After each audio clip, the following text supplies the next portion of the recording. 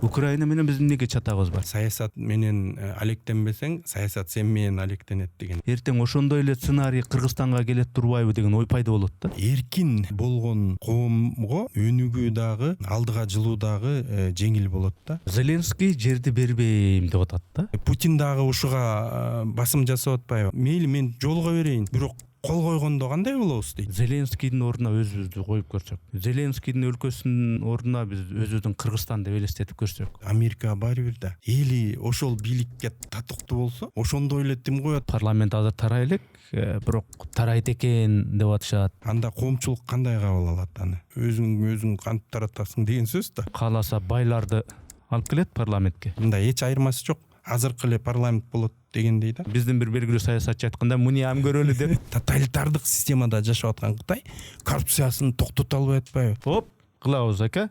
Шеп деп анан кийин кылбай аткандыктан анан баары ошо бала бакчанын ичинде жуурканды аңтарып, Ошо Токторбаевдыкы деле, башкалардыкы деле башка структуралардын иштебешине алып келет да.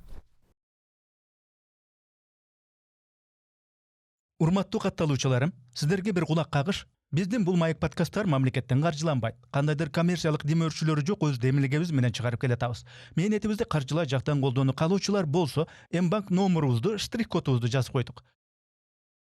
Айтмакчы, бизге арнап жакшы сөз жазган, маектериңер жагат бизге деген көрүүчүлөрүдүн 20% гана каналыбызга катталып, дээрлик 80% катталбай көрүшөт экен. Оорчулук келтирбесе, каналыбызга катталып, жакса жакты деген белгини басып койсоңор, көбүрөөк адам маек подкасттарыбызды көрүшмөк. Көңүл бурганыңарга рахмат, жараткан жашооңорго береке берсин.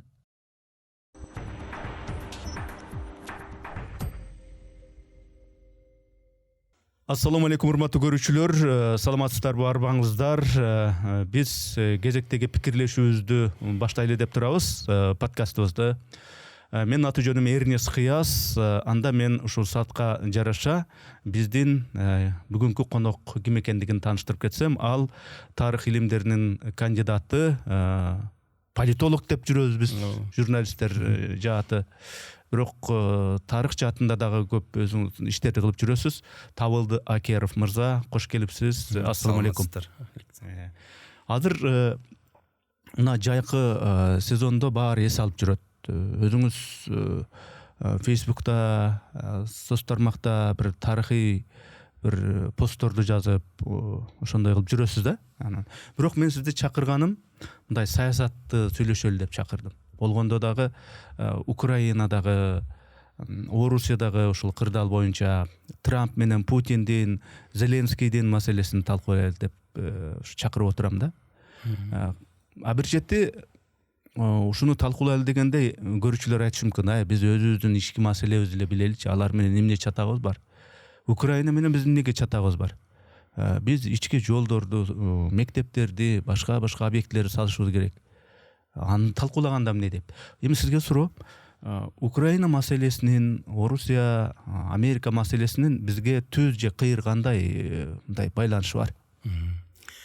Албетте, дүйнөдө кандай процесстер болуп атса, биз Кыргызстан мамлекет катары баардыгын билип турушубуз керек. Бул болсо биздин мындан ары жылышыбызга, өзүбүздүн келечек пландарды түзүшүбүзгө мындай жакшы да. Себептен баягы өзүбүздүн багытыбызды туура аныктай алабыз да. Мисалы үчүн Украинанын тагдыры кандай чечилет? Албетте бул дагы бизге эң маанилүү.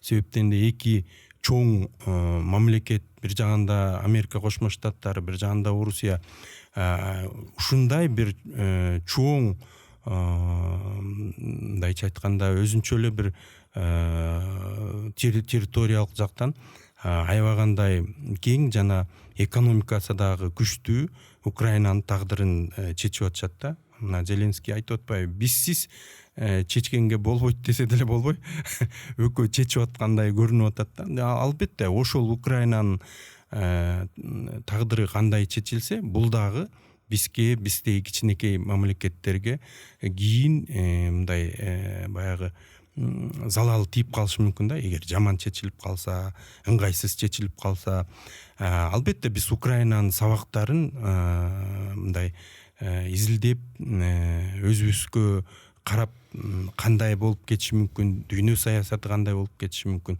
ошону да карап турушубуз керек. Жана макал бар го, саясат менен алектенбесең, саясат сен менен алектенет дегендей. Мына ошондой эле нерсе болуп калышы мүмкүн да. Ошого бизде деле коомчулуктун мындай көпчүлүк интеллигенция ушу Украинанын дагы саясатты аябай карап анализдеп тургандыгын байкап атабыз. Постторду жазып атышат, коммент кылып атышат. Ошолордон көрүп, керек болсо коомчулук экиге да бөлүнгөн, жартымысы жана батышчыл деп коебуз. Алар Украина тарапка болуп, орусчул саясатчылар же болбосо баягы коомдук ишмерлер Орусия тарапта болуп, ушундай мындай өздөрүнүн ойлорун коомчулукка айтып атканын көрүп атабыз да. Табылды мырза, менимче мындай жалпак тил менен айтканда, бул Украина маселеси бизге эмне тиешеси бар дегенде, бул биз көз карандысызбы, эртең көз карандысызбыз, эмне болот деген маселеге барып эле такалып атат окшойт да. Путин бул Крымды дүйнө жүзү таанысын, анын ичинде Америка таанысын дегендей ушундай позицияда да. Тынчтык болуш үчүн, жайгарыш үчүн Трамп менимче ошол Крымды таануу маселесин дагы макул, Крым силердики дегендей кылышы керек болуп атат окшойт. Эгер ошондой кылчу болсо, анда бул Украина демек мен көз карандысыз өлкөмүн деген менен эки держава баарын чечип коет турбайбы? Эртең ошондой эле сценарий Кыргызстанга келет турбайбы деген ой пайда болот да.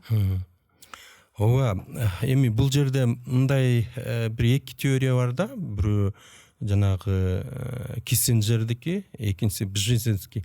Бжезинский айтат, мына бүгүн СССР жок. Америка каалагандай эле дүйнөнү баягы башкара берет дейт да. Өзү каалагандай. Себептен экономикасы да күчтүү, дүйнөлүк держава, аскер боюнча дагы баягы мыкты алдыңкы технологияларда деп. Киссинджер айтат, жок, СССР жок, бирок баары бир эки держава бар, бирөө Орусия, бирөө Кытай.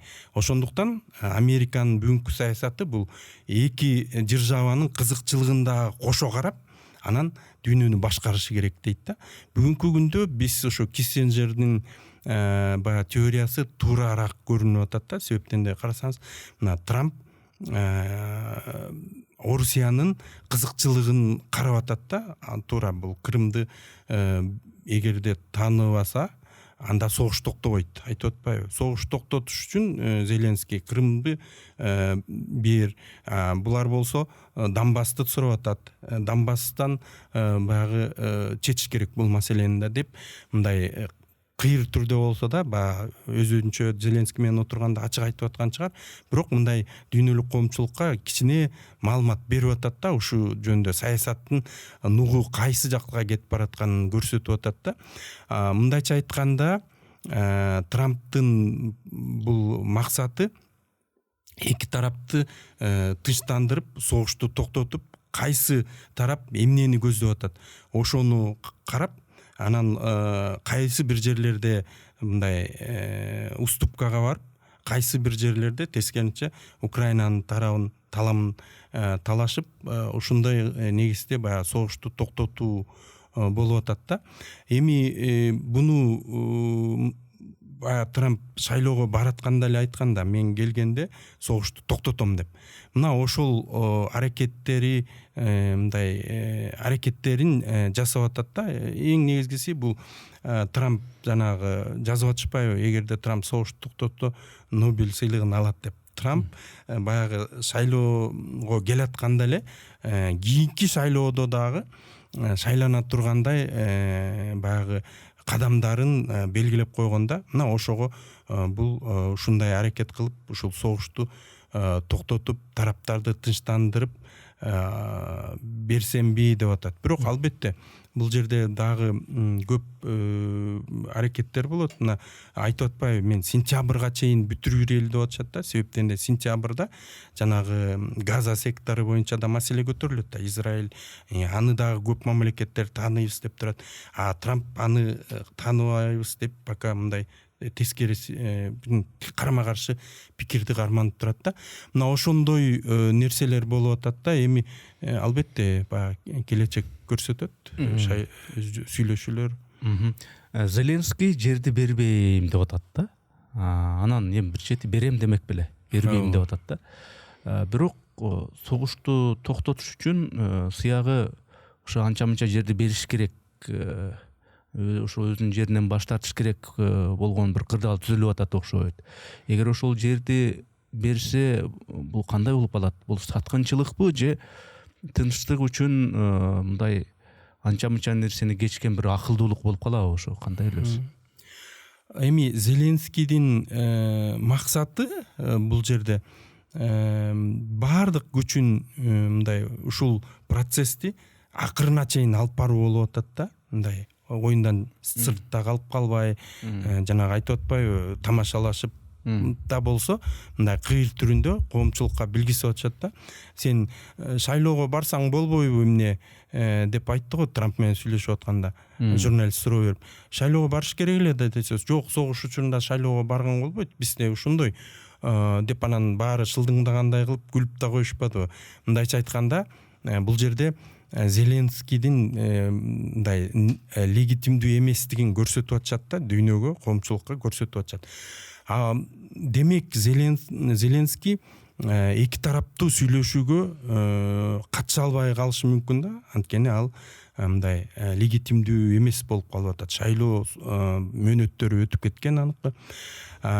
Тиги Путин дагы ушуга басым жасап атпайбы? Анын мейли мен жолго берейин, бирок кол койгондо кандай болобуз дейт. Кол койгондо, эгерде ал кол коюп койсо, андан кийинки келген президент мунун баарын тең ыргытып берсе кандай болуп калат? Биз кандай абалда болуп калабыз дегендей айтып атат да. Ал эми Украинанын конституциясы боюнча ал бул учурда спикер гана мамлекет үчүн жооптуу болуп калат экен да. Ошондо балким Зеленский эмес, спикер сүйлөшүүлөргө келип, анан спикер кол коюп калышы мүмкүн болот го деп ойлоп атам да. Мыйзамдуу жагы. Путин ачык эле айтып атат, эми мындай Донбасс керек мага деп атат да. Донбассты мен алышым керек деп атат. Анан калганын кое туралы, тоңдуруп туралы деп атат. Бул деген сөз анан дагы көрөбүз деген маселе да. Анан бул Путиндин реалдуу эле мындай тынчтыкты көздөп атканыбы, же болбосо бул кийинки бир согуштарга болгон бир мындай тыныгуу, убактылуу тыныгуу? Бул жерде мен ойлойм да, бул Путин өтө кылдат саясат жасады да, жана согуш башталгандан бери элечи. Ал атайын билди Батыштын эмне аракет кылып атканын. Батыш Украинаны ЭСке, НАТОга кошуп алганда, анда Батышта 3 чоң держава пайда болмок да. Бирөө Германия, экинчиси Польша, үчүнчүсү Украина болчу. Украина болсо Польшадан чыкпас болуп калмак да. Жалаң Польшанын саясатында Польша үчүн добуш берип болгондо ошондой болуп калмак да. Анан булардын планы боюнча, эгерде ушул болуп кетсе, анда биз бара-бара дүйнөлүк державага айланып, анан керек болсо Американын дагы мындай эми баягы көчөдөгү сленг менен айтканда кидайт этебиз дегендей маселе болуп калган да. Бирок америкалыктар кийин кеч түшүнүп калды да мынчы. Демек ушундай турбай деп туруп алар жана акчасын, куралын берип келип туруп, эми көрдүңүзбү? Америка четтеде дагы бүт жанагы ресурстарды баягы өзүнүн акчасын кайтарып алуучудай кылып, ресурстардын баарын колдонуп алыш үчүн Зеленский менен атайын мындай келишимге келип кол койдуртуп алышты да. Кол койдуртуп алышты дагы эми согушту токтотуп, буларды бириктирбеш керек экен деп калды да. Себептенде өздөрүнө коркунуч келип калганын байкап калды. Ошондуктан мен ойлойм, Украина азырынча мына ачык эле айтты го Трамп деле, НАТОга кирбейт. Бул тынчтыкты алып келүүнүн бир эмеси, бул Украина НАТОга кирбейт, экинчиси Крымды тааныйт деп айтып атпайбы? Эки чоң маселени коюп атат да. Анын ээске балким кириши мүмкүн, бирок дагы анда да бир шарттар менен кирип калышы мүмкүн болот да. Ошондой нерсе да. Бул жерде эгерде Украина батышка кетсе, анда батыш дагы өзүнчө бир чоң державага айланат да. Ал эми Америка менен Орусиянын экөөнүн бул Кытайдын да кызыкчылыгында эмес болуп калып атат да. Бул багыттагы окуя кайсы жагына өзгөрбөсүн, Кыргызстанга сыйгалыштырып айтсак, Кыргызстандын тышкы саясаты баары бир көз каранды саясат. Анын ичинде Москвага, Орусияга көз каранды саясат деп жөнөкөй жарандар деле, адистер деле, политологдор деле айтып эле жүрүшөт. Мына эч кимге жашыруун эле эмес.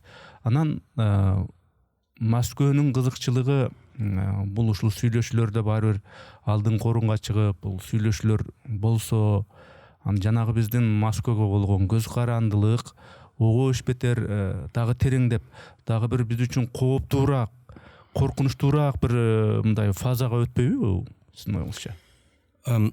Ошондой мындай ар түрдүү баягы жоромолдорду айтып атышат. Мисалы үчүн айрым өзгөчө батышчылдар айтып атат да, Украина бул батышка кетип калса, анда Американын позициясы азаят эле да, анан бизге басым азаймак, биздин эгемендүүлүгүбүз көбөймөк депчи.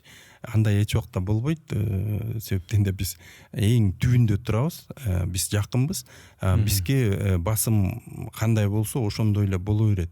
Же болот тескерисинче биз менен канчалык жакындагысы келсе ошончолук жакындайт. Мындайча айтканда, державанын өз иши да эмне кылат.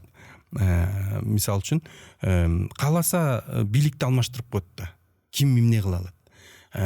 Америка деле эмне үчүн Америка бир дагы мамлекетти, мисалы үчүн айтабыз го, могу мамлекетти деген авторитардык режим Америка эмнеге карабайт, эмнеге муну бийлигин алмаштырып койбойт дейт. Америка баары бир да. Эли ошол бийликке татыктуу болсо, ошондой эле тим коет. Америка болсо бийлик менен сүйлөшүп алат да, айтат да, менин кызыкчылыгымда мына иштер бар сенин мамлекеттиң ичинде, ошолорду бүтүрүп койгула десе бүтүрөт да, айла жок, бүтүрбөсө болбойт да. Мына ошондой эле нерсе да. Бүгүнкү күндө Америка менен Орусиянын тирешүүсү, тымызымбы, ачыкпы тирешүүсү ошол Украина темасында болуп атат. Ал тема бүтүп, келечекте Кыргызстанга же мындай Борбордук Азия темасы башталса, Борбордук Азиянын фонунда Америка менен Орусия тиреше баштаса, Кыргызстан кимди тандайт же тандашы керек деп ойлойсуз, же ал тандайбы, тандабайбы, экөө Кыргызстандан сурап отурбайт маселесин деле кала береби, кандай ойлойсуз? Менимче өтө деле чоң талаш болбойт деп ойлойм. Себептенде жанагыл мисалы үчүн жана Бзежинский, Киссинджер айткан теориялар экөө тең иштебей калышы мүмкүн да. Анткени мына Трамптын аракеттери көрсөтүп атат да. Дүйнө бул эки ишмертең ошол кезде СССР кулаганда айтканда, азыр дүйнө өзгөрүп кетти да. Мурдакыдай азыр ой коммунисттер эртең бийликке келип калат экен, ой коммунисттик идеология жаман, биздин келип туруп жанагы мүлктөрүбүздү тартып алат экен деген бүгүнкү саясатта жок маселе. Бүгүнкү саясатта бир гана маселе, бул акча, капитал, каяка жылыш керек, кантип интеграция кылышыбыз керек, ошол эле калды да, соода. Ошол эле калды. Мына карасаңыз, Трамп экинчи жолу келип атат да. Ал уже билет да, саясатты кантип жүрүш керек. Только коммерция, только соода саттык, жалаң мынакей бүт баарын, салыктардын баарын көтөрүп атат. Ар бир мамлекетке өзүнчө коюп атат, Кытайга өзүнчө жалаң ушундай менен болуп калат да. Кызыкчылык. Ар бир эменин кызыкчылыктары менен гана болуп калат. Ошондуктан мондай басымдуу бир коркунуч келген саясат болбошу мүмкүн да. Азыр дүйнөлүк саясат, дүйнөлүк державалардын бардыгы тең ошондойго өтүп калат. Мисалы үчүн биз Кытайды коммунисттик деген менен Кытай деле өзү мындай рынок багытында өнүгүп аткан мамлекет да. Ошондуктан мындай мурдакыдай коммунисттик идеологиядан коркуу бүгүн жок.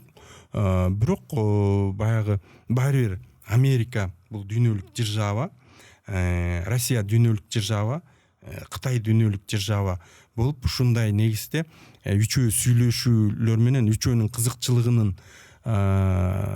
негизинде саясаттар жүрүшү мүмкүн да. Эми ошол Украина маселеси, Украинада болуп жаткан ошол кырдаал бул демократия менен авторитаризмдин күрөшү болуп атабы, же бул ушул бир регион үчүн эки мындай бир шпана бир рекеттен эле кимдин күчү кыйын, сен кыйынсыңбы же мен кыйынсыңбы деген тирешиби? Бул жерде деген эң чоң мындай глобалдык маселе бар да. Мен башында айткандагыдай, мен башында айткам да, бул деген диний согуш болуп атат десем, жана коммент жазгандар аябай мени кандай эле ошондойду көрүп атасың деген да. Мына азыр ачыкка чыгып атпайбы ошонун баары тең. Орусиянын биринчи талабы, дагы бир талаптарынын бири бул Украинада жанагындай православный багытын калтыруу, аларга басым жасабоо, кубалоолорду жасабоо, ушун талапты коюп атат да. Себептенде эмнеге? Себептенде мына акыркы жылдары ачык эле Украина католик багытына өтүп атпайбы? Бүт баарын жабабыз, только жалаң гана католик багытында кетебиз деп атат да. Бул деген жанагы башында мен айткандай, мына Германия католик мамлекети, Польша католик мамлекети, Украинаны дагы католик мамлекети кылып туруп, анан кийин ушул үч мамлекет дүйнөнү башкарабыз деген саясат болгон да. Бүгүн Америка Кошмо Штаттары да муну көрдү дагы, ошого буларды бириктирбей баягы тыштандырып токтотолу деп атат да. Ошого бул жерде мындай Орусия менен Америка Кошмо Штаттарынын кызыкчылыгын ушул негизде караганыбыз туура да. Жанагындай экөө туруп алып туруп баягы бөлүп кетели же болбосо тартып алалы эмес, тескерисинче ушул багытта мындайча айткандай, эгерде дагы бир чоң держава ушундай калыпта пайда болсо батышта, анда сөз жок түрдө булардын баягы үстөмдүгү азаят да. Үстөмдүгү азаят, бирок тигилердин үстөмдүгү кандай болот, ал дагы белгисиз да. Сиз эми ушул Украина маселесин мындай илимий өңүттө, илим болгондо мындай бейтарап айтат да. Бул мындай болуп атат, бул мындай болуп атат, кызыкчылык мындай, тигилер мынтип атат деп мындай бейтарап айттыңыз да. Жеке инсан катары, Кыргызстандын жараны катары, Орусиянын, Путиндин позициясын кандай баалайсыз? Бул өзү чынын айтканда мындай авторитаризмдин бир анык үлгүсү да. Авторитаризмдин үлгүсү. Америкада болсо демократия. Демократиялык коом жаманбы, жакшыбы, идеалдуу эмес, бирок жакшы бир өнүгүүлөр, коомдук бир жакшы бир мындай бир алдыңкы нерселер ошол жакта мындай болуп атат. Илимий жагынан алабы, технология жагынан алабы, адамдар атаандашып атып, бир жаңы нерселерди ойлоп тапканга, эркин ойлонгонго мүмкүнчүлүк бар деген ушундай түшүнүк бар. Путин болсо авторитаризм. Экөөнүн кимисиники көбүрөөк мындай туурараак деп ойлойсуң? Мындай саясат таануучу катары эмес, дагы баягы илимдерге таянбай эле жеке өзүңүз кандай ойлойсуз? Албетте, эркин болгон коомго өнүгүү дагы, алдыга жылуу дагы жеңил болот да. Эркин болгон коом. Мына биз СССР учурунда жашап жүрдүк. Мисалы үчүн чет мамлекетке чыгыш үчүн Москвага барып, Москвадан уруксат алып, анан чыкчубуз да. Мына азыр түз эле чыгып атпайбызбы? Эчтеке деле эч эмеси жок экен, жөн эле чыксак болот экен да. Бирок ошондой кылып коюшкан эле да. Биз ошентип отуруп капиталисттик өлкөлөрдөн калып калдык да. Өнүгүүбүздө калып калдык дагы. Анан СССР ошондуктан кулады да. Ошондуктан ар бир бийлик башына келген адам коомго максималдуу түрдө эркиндик бериш керек да. максималдуу түрдө. Ошондо менче коом алдыга жылат. Анткени көп жанагындай инициативалар пайда болот да адамдардачы. Мен мындай кылайын, мен андай кылайын деп анан алдыга жылууга мүмкүнчүлүктөр көп болот да. Ошондуктан мен ойлойм, биз баары бир мына батышта да жаман жагы бар. Мисалы үчүн Трамптын бийликке келишин мен колдогонум бул жанагындай транссексуалдар маселесине чекит койду да. Адамзат не кылып атабыз? Ал Кудайдан, бизден эмес. Анан биз өзүбүз туруп алып туруп мыйзамдар чыгарып беребизби деп туруп баарына токтотту да. Бул ушул манагы биз демократия дегендин эң жаман жерин кесе чаап салды да Трамп.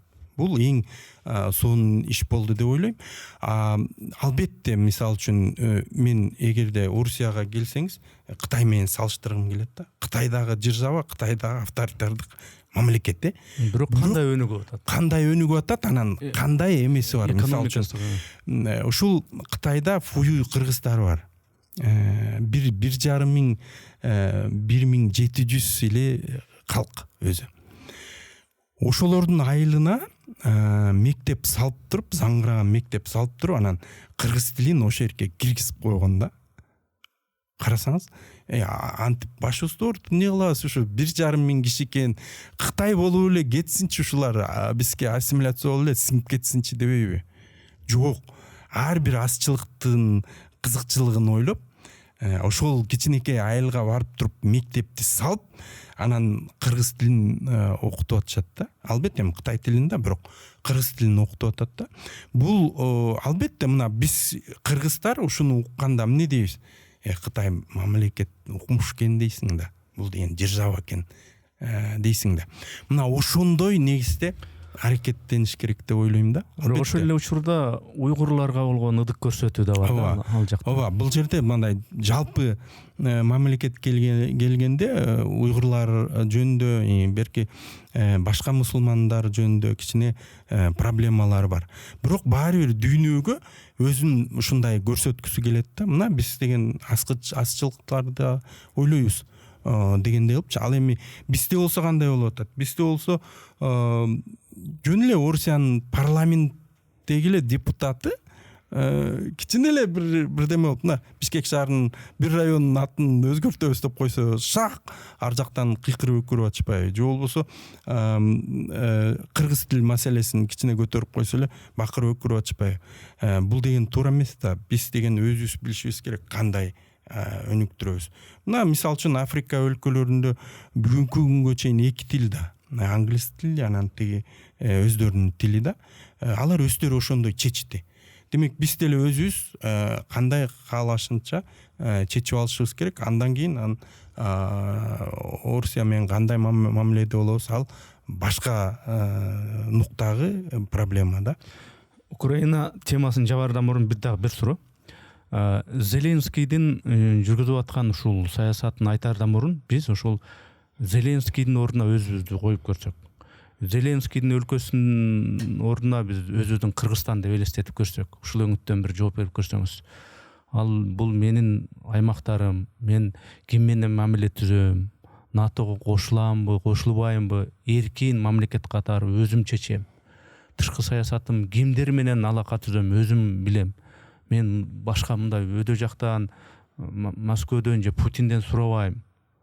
Өзүм чегераларым бар деп ушундай деп атат да. Эми биз өзүбүз ошого биздин өлкө, биздин президент ошондой болсо кандай болот эле, анын кылганы туура элеби деп сизге суроо берип атам да. Мен өзүм Украинада аскер кызмат кылгам да, 2 жыл. Аны мен жакшы билем. Бул өтө бай, өтө мындайча айтканда держава мамлекет да. Мен мисалы үчүн өзүм украинец болсом, мен айтмакмын, бизге эч кимдин кереги жок. Батыштын да кереги жок, Орусиянын да кереги жок, башканын да кереги жок. Биз өзүбүз эле эки жактын ортосуна туруп алып, баягы Швейцария беркилер дейчи, ошондой саясат жүргүзүшүбүз керек депчи. Эгерде Украина ошондой кеткенде, албетте бул бара-бара өз эле жанагы держава болмок да, өзү эле держава болмок, аябай территориясы да чоң.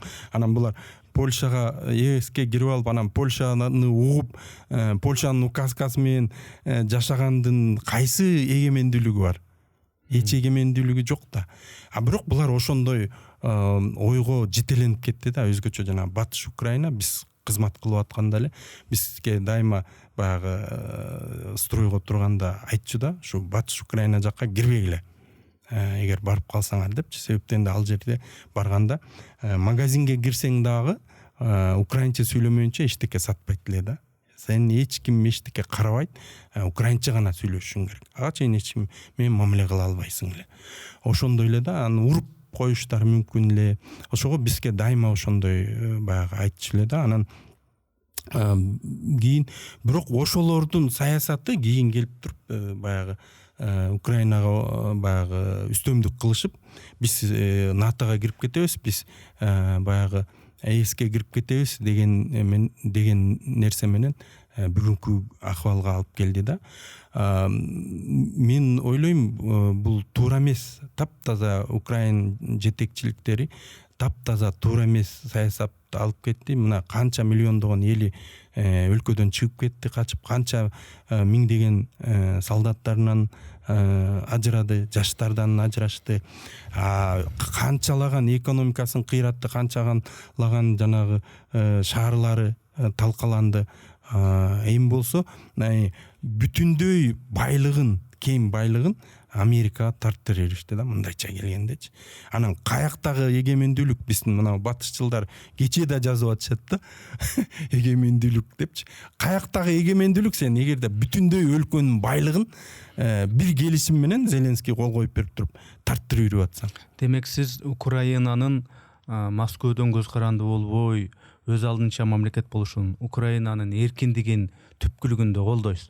Бирок ошонун ишке ашыруу ыкмасы жанагындай өтө копол формада, көп адамдарын, аскерлерин жоготуу жолу аркылуу менен эмес, өтө айлакерлик менен, анча-мынча нерселерге тилди тишке катып, айлакерлик менен, кээде балким убакытты күтүп, ошондой болушубуз керек экен да, биз окшоштуруп айтканда, мисалы үчүн Кыргызстандын президенти. Ошондой болуш керек да. Кыргызстандын президенти ким болбосун, биздин тышкы саясатта орусия биз деген өзүнчө мамлекетпиз, биз деген керек болсо силерге баш ийбейбиз дебестен өтө акылдуулук менен ошол эле учурда Батыштын, Американын дагы жакшы жактарын мындай бир жокко чыгарбастан, Кытай менен дагы тиги Орусия менен дагы мындай мамилени өтө кылдат кылышыбыз керек дегенди айтып атасыз да. Ооба.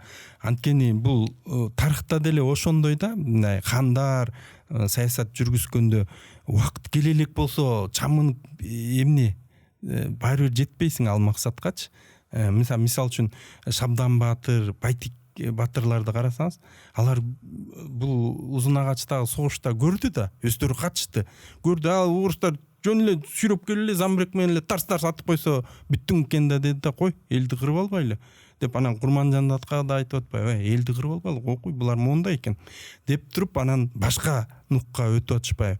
Мындайча айтканда, каалаган нерсеңди дайым эле бүгүн ала кое албайсың да. Ага деген акырындык менен, мындай кадам менен анан барып жетесиң да. Ошондуктан албетте максатты алдыга коюш керек, өтө чоң максаттарды коюш керек. Бирок ошонун жетүү жолдору таптаза башка болот да, ар түрдүү болот. Кээде артка да кетишиң керек, кээде алдыга чыгышың керек. Мына ошондой негизде аракеттенсе жакшы болот дейм. Мисал үчүн бир тарыхта бир мисал келтирейин. Султан Бабур дагы мындай өзү баягы жеңилип мындай эметип калган учурда, анан Моголстан мамлекет башчысы менен жолугуш керек болот да. Анан жолукканда анын баягы көңүлүн алыш керек болгондо, анан кантип көңүлүн алат? Анан бирөө айтат, сиз деген мындай ошол моголдорчу эле кийинип алыңызчы. Калпакты кийиңиз, кадимкидей чапан кийиңиз, алардыкындай депчи. Анан дал ошондой кийинип барат да. Жартымыз айтат да, кандай сен антесиң, бул деген Султан Бабур да дейт да. Амирдин, Тимурдун тукуму. анан ошол моголдордун алдына ошентип чөгөлөп барабы, эч кандай моундай кийинип барат десе, Султан Бабур айтат, жок, мен дал ошондой кийинип барышым керек деп туруп, өзү эле алып туруп калпакты кийип кадимкидей кийинип барып туруп, берки Моголстандын ханынын алдына барып отурат да. Моголстандын ханы ал жиени, тайке жиен болушкан да булар, тайке жиен. Бирок баары бир көрдүңүзбү, даже тууган болуп турганда дагы тигинин улуктугун, тигинин баягы күчтүүлүгүн көрүп туруп ошондой амал жасаган да. Анан кийин билесиздер, Афганистанга король болуп ошо жака ооп кеткен да. Эми өзүбүздүн Кыргызстанга кайталы, ички саясатка. Украина, Америка, Орусияны жайына коелу дагы. Ички саясатта эми көрүп атасыз. Мен мындай тереңден негизи эле ушул ички саясат кандай болуп атат деген сыяктуу стандарттуу суроолордон баштайын деп аттым эле, бирок мына мындай имиш-имиштер болуп атат. Расмий мөөр коюлу элек, колдор коюлу элек, чечимдер чыга элек. Шайлоолор башталат, парламенттик шайлоолор болот экен күзүндө. Жазга деп атышты эле, жок, мына күзүндө ноябрда эле болот окшойт деген имиштер болуп атат. Парламент азыр тарай элек, бирок тарайт экен деп атышат. Соц тармактарга айрым бир ушул болочокто ушу талапкерлер өздөрүнүн мындай программаларын, позицияларын жарыялай башташты. Мен депутаттыкка аттанам деген ушундай бир ачык посттор пайда боло баштады. Ушул боюнча айтсаңыз, ушул эми мындай парламент тарайбы, тараса кийинки Кыргызстандагы ошол шайлоодогу кадамдар кандай болот?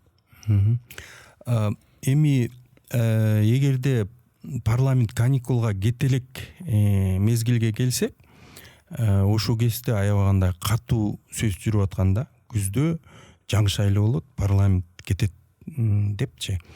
Андан кийин токтоп калган себеп дегенде кайра жаңы сөз кеткен, парламент тарабай калыптыр, жазында тарайт экен депчи. Жазында тараса, анан күзүндө президенттик шайлоо болот дегендей кылыпчы. Анан азыр мына 2 күн болду, 2-3 күн болду, кайрадан жанданып ушу парламент тарайт экен деп жатат. Албетте парламент тараганга эч себеп негиз жок, бирок булар өздөрүн гана таратып жибериши мүмкүн да. Өздөрүн таратып жибериш үчүн булар анда коомчулук кандай кабыл алат аны? Эмне, кандай, бул өзүң кантип таратасың деген сөз да. Негиз жок болсо, негиз жок болсо эле деген сөз да. Бир эле күмөн болушу мүмкүн, бирөө ай тарагыла деп айтты дегенде деп ошентип анан бийликке дагы сөз тиет да. Ошондуктан бир негиздеме болмоюнча тарашты эле кыйын. Бирок менче ушу кайсы бир эмелер бар го, мындай саясатчылардын тобу парламент может тарап эле кеткени жакшыбы, анан кайра шайланып келсек дегенби айтыр. 2-3 күндөн бери мындай күчөп атат. Менче жазында эле болот го, бирок антейин десем, соц тармактарда дагы саясатчылардын көпчүлүгү мындай жолугушууларды уюштуруп атат, анан чоң сүрөттөрүн чыгарып паланча жерде жолугам деп мындай жарыяларды кылып атат. Айтыр ошондой болуп атат. Менче тарапта кетиши мүмкүн, бирок жазында да шайлоо болушу мүмкүн. Бул эми ситуацияга жараша да, мисалы үчүн бийлик деле кандай карайт бул маселеге. Бийлик өзү мындай презентабельнабы бүгүн ушу парламентти таратып берип, анан кайра чогулткан керекпи, кереги жокпу маселеси да ошо да. Анан кийин парламент кандай негизде болот? Азыр шайлоо мыйзамы өзгөрбөдү, 30 баягы округка бөлүндү. Биринчи жолу ушундай шайлоо болот өлкө боюнча. Ошого бийлик дайымбы? Анан канча акча керек ага? Акча маселеси, бюджет ошого баягы туура келеби? ошол маселелердин баары чечилиши керек. Менимче эгерде буга чейин анда ошо парламенттик күздө таралсын деп иш жүрүп атса, бюджети эсептелсе, анда тарайт. А эгерде андай жок болсо, азыр мына 2-3 күн болду. Эгер андай жок болсо, бюджет эсептелинбесе, кантип тарайт? Парламент тарап кет, өздөрү эле күч менен биз тарадык, жарабай калдык да эчтеке колубуздан келбей калды деп тарап кетсе эле, анда бийлик баягы акча таап бирдеме кылбаса, бирок бюджеттен болот да баары. Бюджет канчалык элдин чөнтөгүнөн. Элдин чөнтөгүнө жараша. Эми бул биздин ушул подкаст пикирлешүү мындай жазуу жазып мындай түз эфирде эмес да. Анан 2-3 күндөн кийин чыкса, балким ошондо эске алыш керек болуп атат. Мына парламент тарады деген маалымат да болуп калышы мүмкүн, балким дейм, баягы мөөнөтү жагынан айтам да. Анан ошол жагын көрүүчүлөргө эске алгыла деп коеюн. Балким тарабай да калышы мүмкүн, сиз айткандай. Эми ошол эгерде ошондой сценарий болсо, сиз айткандай, парламент тараса, бир негиздемени айтып туруп, ушул негиздеменин негизинде ушу тарадык деген нерсе коомго айтылса, ушул 30 округ деп айттыңыз, ушул бир мандаттуу система аркылуу ушу шайлоо кандай болот деп ойлойсуз? Мунун жакшы эле жактары барбы, же мунун баары бир баягы шайлоонун адилеттүү же адилетсиз өтүшүнө канчалык деңгээлде бул система өбөлгө болот? Эми бул боюнча мен президентке кат менен кайрылуу кылыпчы, ушул партиялык системаны эле калтырган туурагы мындай жерлерден болгондо кыйын болуп калат депчи. Эң негизгиси бул жерде эмне? Эң негизгиси туруктуу парламентарийди мамлекет тарбиялай албай калат да, дайындай албай калат. Мисалы үчүн башка өлкөлөрдөй жанагы депутат сүйлөп атканда айтат го, бул 3 жолку, 4 жолку баягы депутат деп чакырылыштын депутаты ушундай деп, андай болбой калышы мүмкүн. Андай болсо да баягы ошол депутат 2-3 ай же 1 жыл, 2 жыл ашып кетсе, ошондой болуп калышы мүмкүн да. Себеп дегенде айтып атпайбы, списканын артындагынын баары тең, эгерде бир депутат чыгып кетсе, анын аркасындагылар эле түз кире берет депчи. Анан андай кире бергенде деле баягы түрлүү саясий ситуацияга жараша болот. Ал депутат балким депутат болуусу келбейт. Ал кызмат үчүн барып атат. Анан бир жерге бир губернатор же болбосо мындай бир башкармачылыктын башчысы болуп, ушинтип бир жыл кызматка жылып кетиши мүмкүн. Анан ушинтип тизме тынбай жыла берет да, тынбай. Аркасындагы байлар тигини депутат кыла коюп, 3 айдан кийин аны кетирип акча төлөп туруп алдына жылып депутат болушу мүмкүн. Демек, ушундай бир жагдайлар болуп калышы мүмкүн да. Маневр менин мындай жупуну түшүнгөнүм боюнча, кааласа ошол сценарийди уюштуруучу көрүнбөгөн көмүскө жогорку тарап, кааласа байларды алып келет парламентке. Кааласа мындай жупуну эл ушул депутат болсо деген кишилер деле келет. Бирок сен бир 6 ай депутат болдуң, мына болом дедиң, болдуң. Бар эми сен башка жака жыл деп, анан артындагы баягы акчаны берген, акчаны чачкан байлар кайра эле келип, анан байлар эмне кылат? Көз каранды болот. Анткени тиги жактан добро болгон дегендей парламентте келүүгө кыйыр түрдө. Анан баягы эле ого бешбетер, азыркыдан дагы бешбетер баягы көз каранды ушундай бир парламент болот деген айтып атасызбы? Балким. Мисалы үчүн партийный системада деле ошондой болуп атпады, көрүп аттыңыз го. Мындай мисалы үчүн бай адамдар, тизменин аркасындагылар алдындагыларды же келишим менен чыгарат. Мисалы үчүн батышка барып келчи, мен акча деп жиберет, тиги кол коюп берет, чыгып кетет тизмеден, анан тиги алдыга жылып, анан бир жолу батышты көрүп келгендиги үчүн тизмеден чыгып кетип атышпайбы?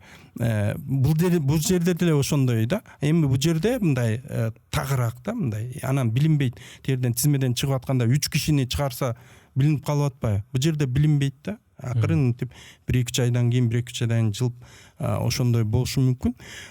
Бирок бул жерде баягы эмнеге ушул система берилип калды? Себеп дегенде азыркы парламентте деле карасаңыз, сүйлөп аткандардын баары баягы чыгып кетти да. Же болбосо жана коррупционер ашынган нелер чыгып кетти да. Мындайча айтканда депутаттардын иммунитети жок, коргоо иммунитетичи жок. Ошондуктан коррупционерби эмнеби чыгып кетишке туура келип атат да. Бул жерде деле ошондой, мындай эч айырмасы жок. Азыркы эле парламент болот дегендей да. Эч айырмасы жок. Депутат болуп келишет, анан кийин каалаган учурда кайра чыгып кетиши мүмкүн. Аркасындагылар алдыга жыла бериши мүмкүн. Ошондой анан туруктуу мындай парламентарий, накта парламентарий болбошу мүмкүн. Тарбиялай албайт мамлекет. Анан коомчулук бат эле айтышы мүмкүн да, бул эмне болгон парламент болуп калды депчи. Себеп дегенде дүйнө жүзү бүт партийный системада да. Анан биз жалаң, биз Кыргызстан, алар да ушунун баарын өттү да. Ушунун баарын өтүп тажап болбойт экен деди да. Анан биз жалаң Кыргызстан жок, бизге ушул система туура келет экен деп алганыбыз мага кичине мындай эме болуп калды, туура эмес го депчи. Албетте эми жакшы жагы болушу мүмкүн. Мисалы үчүн эң мыкты экономисттер келсе, тажрыйбалуу инсандар келсе, баягы коомдук турмушту көргөн, 2-3 районго аким болгон, мындайча мамлекеттик баягы ой жүгүртүүсү күчтүү адамдар келсе деп ойлойм да. Ошондой болсо, албетте анда жакшы болмок. Анан эми бул биринчи жолу болуп атат. Көрөлү кандай болуп кетет, кандай болот, коом кандай кабыл алат дегенде. Негизи эми шайлоо темасынан тышкары ошол Кыргызстандын ички саясатындагы баягы реформалар болуп атат, социалдык объектлер курулуп атат, жолдор салынып атат, жакшы могу ипотека менен үйлөр берилип атат, айлыктар көтөрүлүп атат, пенсиялар көтөрүлүп атат деп негизи эле мындай жакшы сөздөр болуп атат дегенге кандай көз караштасыз? Ошол эле учурда жанагы экономикалык көрсөткүчтөр, киреше, бюджет боюнча да маалыматыңыз бар. Ошолордун баарын эске алып, бүгүнкү Кыргызстандын ушу ички саясатындагы экономикалык жана саясий акыбалга кандай баа бересиз? Эми көп нерселер жазалып атат. Мисалы үчүн баягы реформа деп атпайбы? Мен мындай бир эме менен салыштырат элем да. Өлкөдө жанагы денежный реформа жүрөт го, акчаны өзгөртүпчү. Ошондой реформа жүргөндө бул баардык коомдун ар бир мүчөсүнө тиешелүү маселе да. Анан баардыгыбыз тең эмне утулабыз да. Анткени баягы алмаштырганда эмне эткенде кайсы бир деңгээлде жоготууга учурайбыз да. Ошого баягы реформада ар бир дайым эле мындай утпайсың да. Бир жерден утуласың, бир жерден туура эмес кетип калат. Ошондой да. Анан булардын бир талабы ошо болбоду. Мисалы үчүн бийлик айтып атат, силер баягы бизди сындабагыла, тынч отуруп тургула, анан биз өлкөнү оңдойлу. Бизге мүмкүнчүлүк бергиле. 30 жылда болбой чыгып кеткен нерселерди биз заматта азыр сүрдүрүп, азыр жолдорду көрүп атасыз го азыр, тияк бүт баары эчтеке дей албайсың, анткени силер үчүн эле кылып атпайбыз, күн чыга албайсың. Ошондой да. Анан ошого Кыргызстан бүгүн күтүү режиминде турат да. Баарыбыз күтүп атабыз да. Режим ожидания. Эртең кандай болот, жашообуз өзгөрүү депчи. Анан мына жолдор салынып атат, үйлөр салынып атат, мындай деп мындай жакшы нерселер дагы болуп атат да, айтылып атат. Бирок албетте жана камоолор болуп атат да, бул жагында бар. Камоолор болуп атат. Мен ойлойт элем, ушул жасап аткан жакшы нерселердин баарын тең эч камоосуз эле эч журналисттерди баягы чектебей эле жасаса болот да. Ошондо деле эч ким эчтеке дей албайт. Ошондо деле эч ким эчтеке дей албайт. Мындайча айтканда, бул баягы байыркы учурда эле, мисалы үчүн ханды качан баягы эмете алат, качан хан шайлана электе да, туура? Курултай боло электе. Курултай болгондон кийин уже кылычтын мизинде чуркайсың да. Ошондой эле да. Мына президент кылып шайланды, бүттү, легитимность бар. Башка эчтекенин кереги жок. Эч ким жазабы, нетеби, эч ким бийликке эчтеке кыла албайт. Каалагандай, мына менин планым, менин стратегиям, менин иш аракетим мынау деп эле алдыга жылып кете берсе болот. Ал эле эмес, Америкада деле менимче саясий күрөштө ошондой саясий атаандаштар президенттикке чыккан, аябай шайлоого чейин тытышат. Мунун мындай бар, мунун мындай дейт. Шайланып, эл көп добуш берип, добушка чыктыбы, болду. Ошол мөөнөтүндө эмнени жасайт, кантип жасайт, кайсы багыт тандайт, берки талапкерлер атүгүл инаугурацияда кадимгидей келип куттукташат го. Бул деген жеңилген моюнга алышат го. Анан ошо 5 жылбы, 6 жылбы, 4 жылбы оозун унчукпай турушат. Парламентте жанагындай дискуссиялар болуп турат, жанагындай кырчылдашмайлар. Жанагы талапкерлер унчукпай көрөлү муну дагы. Баягы биздин бир белгилүү саясатчы айтканда, муну ам көрөлү деп унчукпай турушат. Анан жата калса өткөндө Трамп айтпадыбы? Мына мен Украинанын согушун токтотом. Албетте биз деген 300 миллиард бердик, деп атпайбы? 300 миллиард бердик биз доллар. Бирок ал деген тиги мурдакы президент Байдендин учурунда коррупциялык негизде кеткен дебеди. Көрдүңүзбү? Коррупциялык негизде кеткен деп. Бирок албетте эч кандай мындай чара көрүлбөйт, нетилбейт, себеп дегенде ал доор өтүп кетти уже. Ал доор өтүп кетти, бүттү. Аны унутуш керек дагы, коом алдыга жылыш керек. Даңгыраган боюнча, жаңы президенттин жолу менен даңгыраган боюнча алдыга кетиш керек да. Эчтеке жок ал. Мисалы үчүн, же Южный Кореяны алсак, мына Түштүк Кореяны. Түштүк Кореяда президенттик шайлоодон кийин эмне болуп атат? Эч кимди камабайт. Эч ким камабайт. Камалса бир гана киши камалат. Ал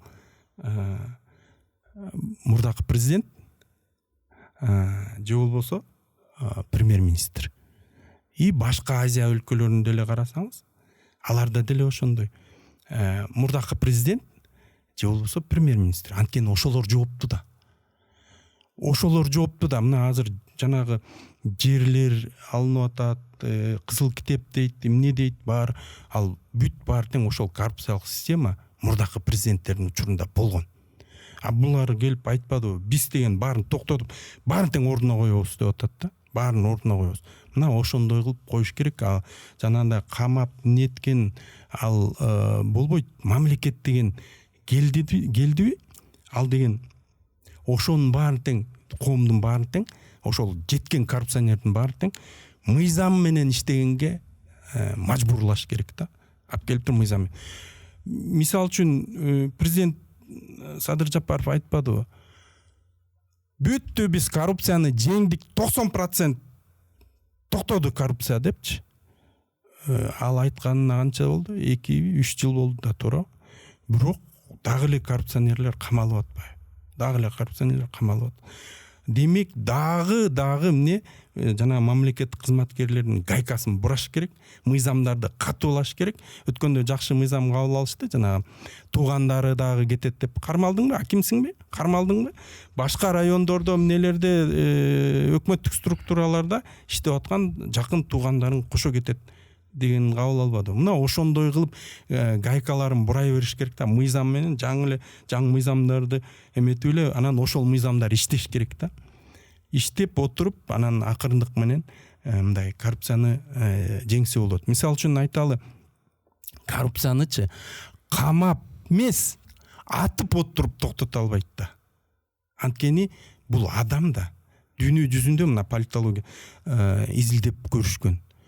Жанагы мен өлкөнү оңдойм, мен я спаситель нации деген адамдардын 10% эл үчүн иштейт. калганын баары жеш үчүн келет саясатка. Анан кантип камайсың? Сен ошонун баарын тең мажбурлап туруп ордуна коюп иштетишиң керек да. Мамлекет үчүн иштеш керек. Салыкты төлөгөндү сыймыктануу менен алып келип салык төлөгөндөй кылышың керек да. Мына башка өлкөлөрдө Американы карасаңыз сыймыктанат го. Салык төлөп атып сыймыктанып атат. Мен салык төлөп атам мамлекетке деп.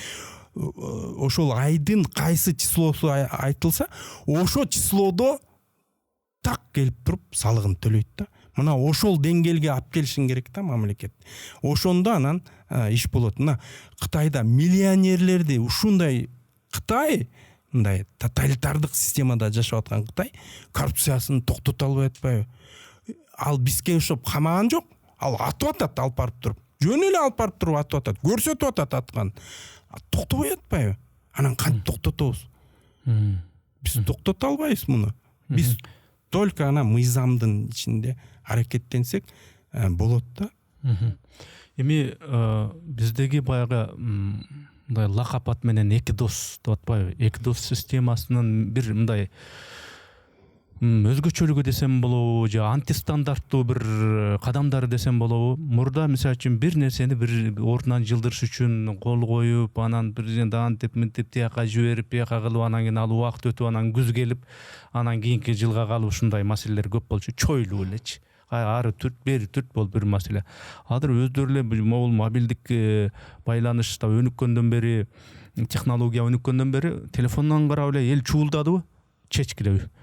3 айдын ичинде жол болбой атат дедиби, дароо эле карайт, алар деле карайт, президент болобу же ГКМдин башчысыбы, чечкиле деп, анан кийин бир ушу үйүм жок эле, ушундай болду эле деп бир өзүнүн социалдык маселелерин айткан, жаранды дагы керек болсо ошого чейин барып, анан кабинетинде кабыл алып, адамча сурап дегендей. Балким пиардын элементтери бар, бирок ушундай бир оперативдүү нерселер мында жакшы деп ойлойм да.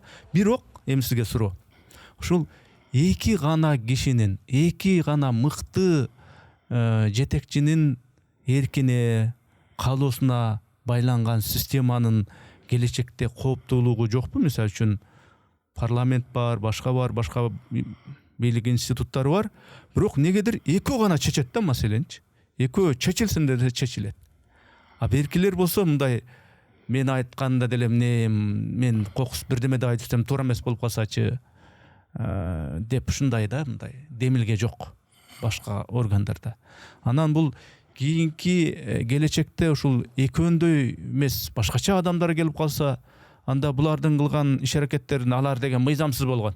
Мына мен айткандай болот деп ал дагы башка бир өзүнүн обону созсо кандай болуп калат? Ушул жагы кооптуу эмеспи? Бул жерде мындай да, ар бир жаңы келген президент мурдакы болгон иштерди өзүнө кабыл алыш керек да, катасын дагы кабыл алыш керек. Мына коррупция болду беле? Ошол коррупцияны да кабыл алыш керек. Анан ошонун негизинде аракеттениш керек да. Албетте булар жанагынтип баарын камап жатпайбы? Булар мындай жол ачып койду да.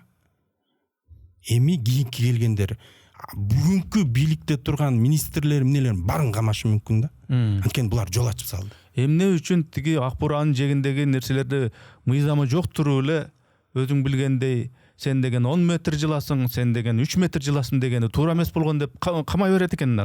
Ошондой болуп калышы мүмкүн да. Бирок бул жерде жанагы губернатор Токторбаевдин бир айрым аракеттери аябай жакшы да. Мер.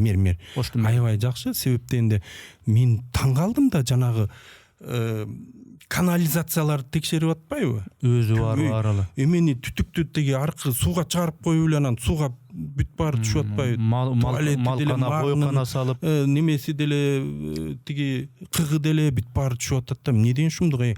Ал сууга деген ылдый жагында киринип атышат да, жуунуп атышат, балдар сууга түшүп атат да. Ошондойлор жакшы да, бирокчу бул жерде бир нерсе бар, бул мындай жүрүштөр ошо Токторбаевдыкы деле, башкалардыкы деле башка структуралардын иштебешине алып келет да. Башка структуралар иштебей калат. Кантип иштейт ал? мисалы үчүн алар иштей турган нерселерди башкалар жазып атса иштебейт да, кайра наоборот коррупция кылат да. Ал эле эмес, ал башка структураларды эмес, мына Эрулан Көкөлов жанагы тамактарды текшерчү эмес беле, анын да шакирттери текшерип жүрөт. Ыдыр Исаков өзү аттап могу жерде 3 метр экен, мына 5 метр экен деп стендаптарды жасачу эмес беле. Ошонун баарын мэр өзү кылып атат да азырчы. Ошол ал бул туура эмес. Анда башка структуралар иштебейт да. Мына мисалы үчүн кечээ мен көрдүм, ошо мэр Токторбаев бала бакчага кирип алып шейшептерди жыттап айтып атат. Таракандарды кармап тиги эмелерге берип атат. Ырдат. Анда башка структуралар эмне кылат? Эчтеке кылбайт да, отура берет да. Анан бул жерде дагы бир нерсеси, ал текшерип атып айтып атат. Молодцы, таза экен дейт. Албетте бала бакча таза болот да. Мэр барып кереги жок айыркечи. Ал таза болот. Анан бирок ал барып ошону текшерип атат. Аны деген эмне үчүн таза болуп атат? Анткени башка өзүнүн структурасы иштеп атат да. Ал текшерип карап атат да ошону. А зачем анда барат ал? Ал барбаш керек. Ал деген отуруп алып ишти мындай уюштуруш керек да. Сен тияң кара, бияң кара, мынтин, тияң. Эме сенин участкаң тазабы? Деш керек да. Атилер иштеш керек. Бирок ошо бул жерде кеп мэр Токторбаев жөнүндө эмес, ошондой демилгелүү жетекчилер болгон күндө деле ошентип, ай, давай силер тигиндей кылгыла, мындай кылгыла десе, хоп, кылабыз ака. Шеп деп адан кийин кылбай аткандыктан анан барып ошо бала бакчанын ичинде жуурканды аңтарып, анан ак бураны тазаладык дегенде чындыгында тазаланбагандыктан барып туруп экинчи, үчүнчү жолу барып айтып атпайбы? Эй, мен муну ал дебедим беле? Не албай отурасың деп. Жумуштан алыш керек да. Бүткүлөмө да, анан бир чет ойлойсуң да. Эми ошо кабинеттинде эле отуруп мындай кылып атасыңарбы, давай биздин план стратегия схемабыз мындай иштегиле жигиттер деп анан иштеп атасыңарбы деп, иштеп атам дегенин карап коюп отура бергенде тиги жылбай атпайбы? Анан ордунан барып жанагы көпүрөлөрдү аттап, жанагындай даараткананын суусун жана ак бурага казган нерселерди көзү менен көрүп, эй, мен айтпадым беле мына эмне деп өзүнде кол астындагыларга айтып атпайбы? Эмне могул депчи. Анан бир чети балким бул туура эледир да. Жок, менче баары бир мындай да, структуралар колунан келбей аткан маселелерди маалыматын бериш керек да. Ким бериш? Мергечи структуралар. Бербесечи? Мына мисалы үчүн могу жерде баланча деген бар, аябай күркүл нерсе. Неге тиги канализациядан түсле сууга түшүрүп атат, айтсак болбойт. Мына ошондо мэр барып турган, тиги жаткыра чабыш керек да. Эмне кылып атасың сен? Депчи. Ага, чейин ал айтып дегише түз эле барып атат да эми бул. Жок, бул андай деле болбойт. Анткени мүмкүнчүлүк бериш керек да. Сен мэрсиңби, сен кадр тарбиялашың керек да. Сен өзүң жүгүрүп баргандан пайда чыкпайт андан. Туура, эме туура жанагы ишти бүтүрөсүң. А бирок сен кадрды да тарбиялашың керек да. Ошол кадрларда жүрүшкөн, мына айтып атпайбы? Бир кадрым дейт, баспай калыптыр дейт, жумуштан алып атам, жазын коюп атам депчи. Ошондой болуш керек да. Мындайча айтканда, кадр жүгүрө албай калса анда кетиш керек ал. Жаңысы келиш керек да, жаңысы иштеш керек. Ар бирөө өзүнүн участогун иштеш керек да. Кайра эле өзүн чурката бербестен, ошондой мэрдей болгон 10-15-20 команда мэрдей болуп өздөрү иштеш керек. Мэрдин командасы иштеш керек да. Мэрдин командасы мэрдин артында жүрүп атпайбы? Артында эмне жүрөт? Ар бирөө өзүнүн участогунда иштеш керек да. Баягы мен правительстводо өкмөттө иштегем да, анан тиги совещанияга министр келсе, ал тиги министр жооп бере албай калбасын деп, замыдагы 2 замы, 3 замы, анда кээде 4 зам болчу. Ошолор да келип алчу да. Анан сокчу да, ай, эмне келдиңер? Бул өзү жооп берет. Жооп бере албайбы, кетет иштен. Силер эмне керек? Давай баргыла да иштегиле деп баягы кууп беришчү эле да. Ошондой да. Ал деген иштеш керек. Мен мисалы үчүн көрөм, көп ошо мэрлерде, биякта деле, Бишкекте деле, башка жакта көрүп атам. Мындай көп адамдар ээрчип жүрө берет да. Толтура бир 20 киши. Ошол жетекчи, ай, могул эмне десе, тигилер дагы эми көрө калган сүйлөп. Болбосо канча жылдан бери иштешет. ошентиш керек деп мындай Ооба. демилге. Ар бир жерди билиш керек да, өзүнүн участогун ошол кишилер билиш керек да. Ал тиги сурабаш керек да, эмне деп. Ал деген айтыш керек да, мен сизге жазып бербедим элем 20-числоодо. Мына сиз резолюция бере элексиз, ошондуктан турат деш керек да. А тигүүсү А десе эле А дейт, Б десе эле Б Мэр дейт. көрмөйүнчө эч ким эчтеке көрбөйт да. Ал деген структура жазып берет да, мына жерде мынандай күчүбүз жетпей атат, же акча жетпей атат, же баланча тиги эмесин экскаваторун жибербей атат деп жазып бериш керек да. Анан ошого жараша баягы иш чара колдонулуш керек. Же болсо мына жакында президент деле атайын баягы көлдүн жээгин барып жана таштандыларды көрбөдү, баягы ушинтпегилечи депчи. Ал нерсени деги эле көлдү таштанды ыпыр-сыпыр кылбоонун мындай бир стратегиялык, бир чоң бир масштабтуу бир нерсени ошого тиешелүү бир жетекчилик сунушташ керек да. Ооба да. Сунуштап турган маселени ушуну кылсак, моундай таштанды деген ныпым жоголот.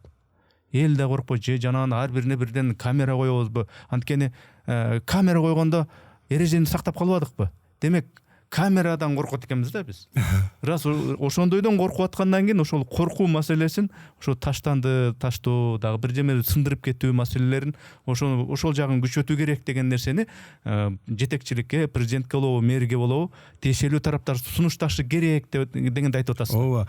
Мисалы үчүн президент барып жана таштандыларды эметип анан өзүнүн баракчасына жазып атпайбы, мындай экен, көлдү сакташыбыз керек деппи.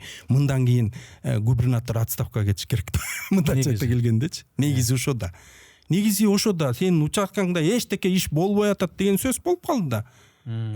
Ошондуктан ар кимиси иштеш керек да, жанагы мэрдин артында жүргөндүн баары тең иштеш керек да, өзүнүн участкасын караш керек да. Ошол мэрдей аракет кылыш керек да ар бирөө. Ар бирөө кабинетинде отура берсе, жана айтып атпайбы, тиги кабинетте эле отура берген тиги ошого көнүптүр, кагазга көнүптүр депчи. Кагазга көнгөн ал деген анда начальник управления, отдел башчы ошондой болуп иштеш керек да. Тиги эме болуп иштебеш керек да, жана жетекчи болуп иштебеш керек да. Ал бер жагында иштеш керек. Кагасын жазып бере бериш керек, нерсени кыла бериш керек. А тиги болсо жанагынтип өзүнүн участкасын караш керек да.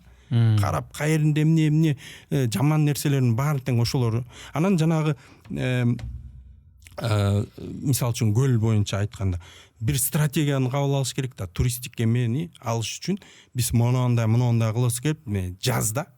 Жазда бир чоң бүтүндөй акимдерди, структураларын баарын чогулткан бир чоң мындай кеңешме жүрүш керек да. Туристтик сезон келатат. Көл деген ушундай Кыргызстандын бермети. Келгиле эмне кайсы жерде эмнелер бар? Келгиле көрөлү деп туруп анан ошонун баарын тең эметип, кемчиликтерин баарын эметип, туристтик сезонго областты дайындап коюш керек да. Анан президент келип алып туруп кагаз тербеш керек да жерде. Кагаз тердеби сен кетишиң керек да жумуштан. Ошондой болуш керек. Ошондой тартип келиш керек да бизгечи. Эми Трамп, Путин, Зеленскийди айттык. Ички саясатта канча-мынча мандемдерди айттык. Эми сиздин баягы тарыхый ишмердиңизге, тарых илимдеринин кандидатысыз. Мынау өзүңүзчө бир иликтөөлөрдү жасап жүрөсүз да. Кыргыз деген моундан чыккан, кыргыз деген бул сактарга тикелей тиешеси бар экен деп өзүнчө бир ушундай багытты айтып атасыз да, тарыхый. Ошол жөнүндө бир мындай элге түшүнүктүү жалпак тил менен айтып кетсеңиз, ал эмне болгон багыт жаңы? Негизи мен тарых факультетин бүткөм, университеттин. Анан университетти бүткөндөн кийин эле илимдер академиясына келип, ошо политология жагында аспирантурасына да өттүм. Политология жагын себептен СССР учурунда баягы орун жок болсо албайт эле да. Анан бир орун ушул академиядан чыгып калып, анан ошол жерге келип иштеп калдым. Бирок өзүм тарыхчы болгондон кийин баягы политологиядан да кандидатский жаздым. Анан бирок совет жок экен, анда политология сабак берилчү эмес экен илгери. Анан совет ачылбайт, анан кийин мен тажап кетип, кой тарыхтан эле жазып кандидат болуп алайынчы деп, анан тарыхты жазып бүтсөм, совет ачылып атпайбы. Анан кой деп баягы тарыхтан эле баягы коргоп алдым да. Анан негизги нерсе бул ушу тарых илимине келгенде кыргыздардын тарыхын ар түрдүү мындай теориялар менен мына 1956 жылы бир 14 теория чыккан экен да. Азыркы күндө бир 3 теория бар. Мындай бири менен дайыма атаандашып турат. Тарыхчылардын баары ошо 3 теориянын тегерегине бөлүнгөн да. Анан баягы изилдөөнү баштаганда ошо 3 теория менен таанышасың да. Кандай ушу кайсынысы туура, анан ошосуна ыктайсың да. Анан карасаң, үчөө тең эле мындай жакшы жагы да бар, мындай туура эмес жагы да бар экен да. Анан ошого ойлоп баягы мен ойлодум, демек баарын эле карап чыгыш керек экен. Бирөөнү ыктап алып жаса бергенде эмне айлык ала бересиң, пенсияга чыгасың, өтүп кетесиң, бирок тарых ошончо эле калат. Ошого кайра бүт жаңы издеп чыгыш керек экен. Анан баягы СССР учурунда деле тарыхты ачык жазганга өтө батынчу эмес. Мисалы үчүн Бернштам 48 жашында өлдү. Жумушта бербей койгон да, кыргыздар эң байыркы эл деп жазып койгон үчүн, докторлук жазгандыгы үчүн. Абрамзон ошондой болгондуктан кандай кайра эле караш керек экен деп анан изилдеп көрдүм. Анан мындайча айта келгенде, эми кыргыздарды мурда Енисей дей эле беришчү да. Ошо Енисейден көчүп келиптир, Енисейде жашаптыр деп эле ошентип. Бирок бир теория бар экен, Худяковдордун теориясы. Кыргыздар биринчи берде жашап, анан хундар чаап небет эткен, анан 6-кылымда Енисейге бар, анан 9-кылымда кайра көчүп келген дегендей ушундай бир теория бар экен. Анан бирок баягы илим өнүгүп атат да. Бүгүнкү күндө ДНК изилдөөлөр пайда болду. Анан ДНК изилдөөлөрү менен жана 3 теория тең таптаза туура эмес келип калат экен да.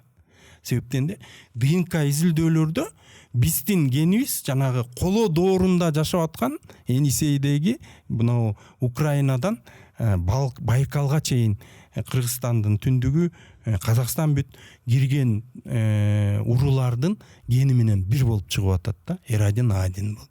Анда биз деген анда тарыхты таптаза башкача карашыбыз керек болуп калып атпайбы. Себептен де жана Енисей кыргыздарынын каны ошолордун каны болуп чыгып атат да. Ал эми Енисей кыргыздарынын каны бизде 63% болуп чыгып атат да. Мындайча айтканда биз Енисей кыргыздар болуп калып атпайбызбы? Анан ошондуктан демек тарыхты кайра караш керек экен деп анан ошо бүт бир сыйра булактардын баарын карап чыктым. Анан ошондо бардык тарыхчылар эле жаза берет кыргыздарды Байшан тоосунун жанында жашаптыр деп, байыркы доордочу, Байшан тоосунун жанында.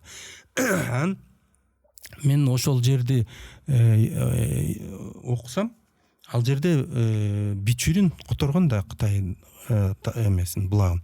Анан Бичурин ошол жерге комментарий берип атат да. Байшан тоосунун жергиликтүү элдин тилинде да аты бар. Ал Аргутак деп аталат дейт.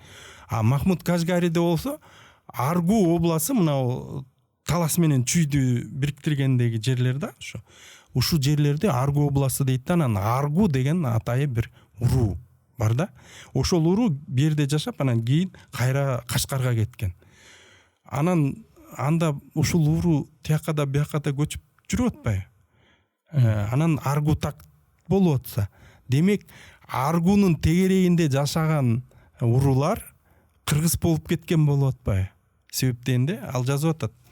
Ошо Аргутак деп неге айтат? Себептен де Аргу бул, Аргу тоосу бул аябагандай көп майда-майда мындай капчыгайларга тилинген тоо дейт да. Анан Капчыгай тоосу дейт экен да, мындайча айтканда. Анда ошо Капчыгай тоосунда жашаган элдин баары тең кийин кыргыз болуп кеткен да. Себептен де кыргыз деген эл ошол жерде жашап атат деп атпайбы? Деп анан ошентип жаздым. Демек жана Тигра Хаут сактары бул жакта жашап аткан, алар кыргыздар деп. Анан 60-жылы Членова деген бир илимдин доктору болгон экен. Ал жазып атат, ушул Тигра Хаут сактары перстер менен согушуп, кирди утуп алышып, анан Дарий келгенде, Дарийден 2 жолу утулуп калат да. 518-19 жылдар. Утулуп калганда анан булар көчкөн дейт. Көчүп барып туруп, дал ошол Миңсуу өрөөнүнө барып, Енисейге туруп калган экен да. Бирок ошолунун баягы илимий эмеси байкалбай калганда, себептен де ошол кезде жана биздин Хакастардын окумуштуусу Кызыласов өзүнүн теориясын берет да тигиге каршы. Ал айтат, жок, Хакасияда деген эч ким жашаган эмес, бул жерде Хакас деген эл жашаган. Хакас деген эл жашаган, ал эми кыргыздар болсо аларга жөн эле үстөмдүк кылган бир урук болгон, кичинекей эле урук. Элди башкарган, анан ошондуктан биз ал жерде дегендиктен анан баягы окумуштуулар ага маани бербей калышкан экен да. Бирок ошонуку туура чыгып калды азырчы. Ошонуку туура чыгып калды. Анан мен баягы башка окумуштууларды карасам, жана Ушницкий, Есин, дагы башка бир 10го жакын окумуштуу болуп калды бүгүнчү. Ошолор ушундай кылып колдойт экен. Бул деген скифтер, булар кыргыздар дешет экен да. Анан мен дагы жанагы теорияны бияка киргиздим да. Мына скифтер деген кыргыздар, сактар булар кыргыздар деп ошондой кылып киргизип китебимди чыгарып баягы жарыя кылдым. Азыр мына окумуштуулар, мына Кыяс агай өткөндө сизде да айтты го, сактар баягы кыргызга жакын болуп атат дыйынкасы менен деп айтты го. Мына ошентип баягы жакшы кабыл алуу болуп атат. Анан бирок азыр дагы мындай улантып жазып атам. Анан мен бүгүн мындай ачык айтсам, сактар чын эле кыргыз болгон экен да. Анан жанагы теориялардын баары туура эмес болуп калып атат да. Бартальдын айтканы туура. Жанагы хундар басып алганда кыргыздар Енисейде, анан Батыш Монголияда жашаган деп айткан да. Ошонусу тим эле толук чыгып атат да. Толук чыгат. Анан ошол Енисейден Тянь-Шаньга көчүп келген да. Бирок этап менен көчүшкөн. Анан бул жерде да бирок кыргыздардын бир бөлүгү бул жерде жашаган дайыма. Көчүп келгенде да эмне үчүн алар баягы Тянь-Шаньга көчүп келип, анан калып калып атат. Мисалы үчүн кыпчактар кетип калбады, хундар кетип калды. Эмне кыргыздар кетип калды? Себеп дегенде элдин бир бөлүгү бу жерде да.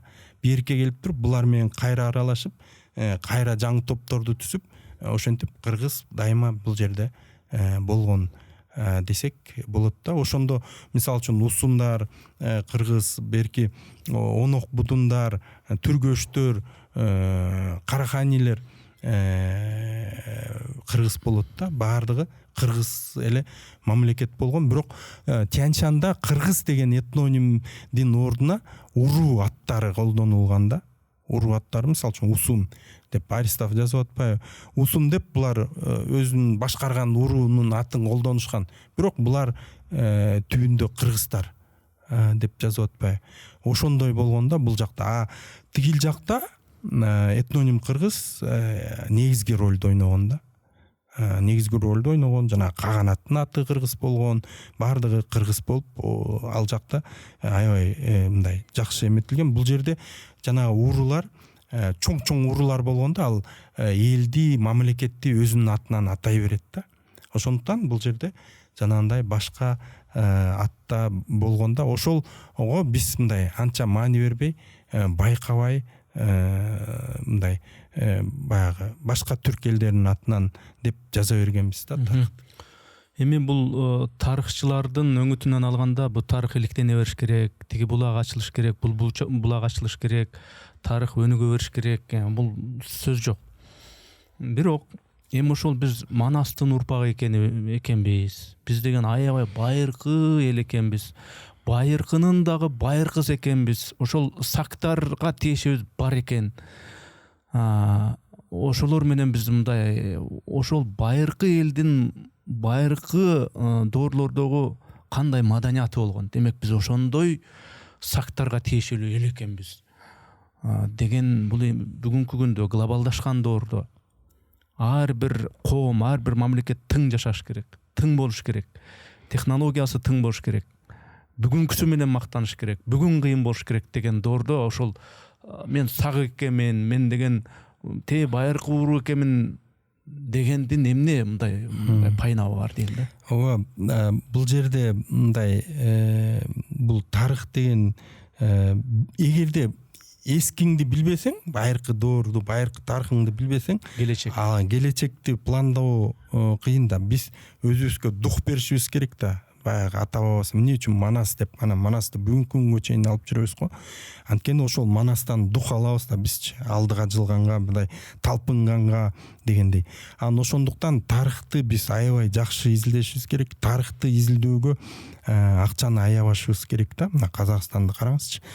Тим эле музейлерине кирип аябай таң калам да. Ушундай жасалган жанагы сактардын атына чейин таап мындай сонун кылып коюп койгон да. Көрүп алып мындай сыймыктанасың да.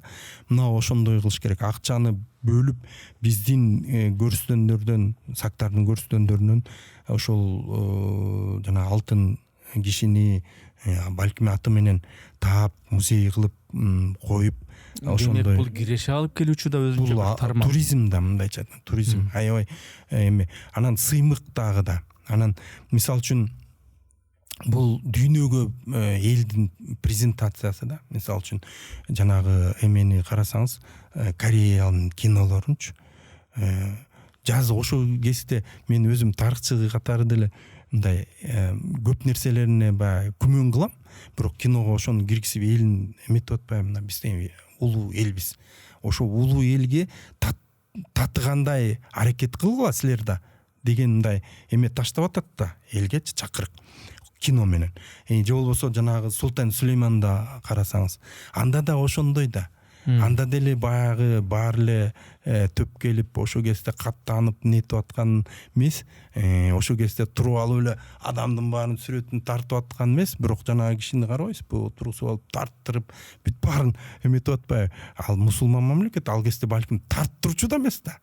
Бирок ошондой кылып баягы коомго даңазалап атат, момундай. Биздин ата-бабалар момундай жашаган. Сүрөттөн мусулман болсок да сүрөт тарткан. Эчтеке болбойт тарткыла деп элди шыктандырып атат да. Сүрөтчүлөр, мыкты сүрөтчүлөр чыксын деп. Түрктөр эле эмес, башка ошол кинону көргөн Корей фильмин болобу, же ошо ошол түрктөрдүн фильми болобу, өтө жакшы таасирдүү болсо, кадимкидей ошолордой болгон келип, ооба, ошолорду жакшы көрүп, каармандарды жакшы көрүп калат экенсиң да. Бул деген демек идеология дагы экен да. Идеология да, мисалы үчүн жанагы ыйлай берип атышпайбы? Кинону көрүп, ата энелер мындай улгайган адамдар кино көрүп атканда сериалдардын тип карап турсаң ыйлай берип атпайбы көрүпчү? Ошол кореец болсо дагы ыйлай берет. Боор тартып. Анан ошого бул өзүнчө чоң идеология да. Анан биз деле мисалы үчүн мынакей рун жазмаларыбыз бар дейбиз, бирок анын кыргыздыкы деп жаза албай атпайбызбы?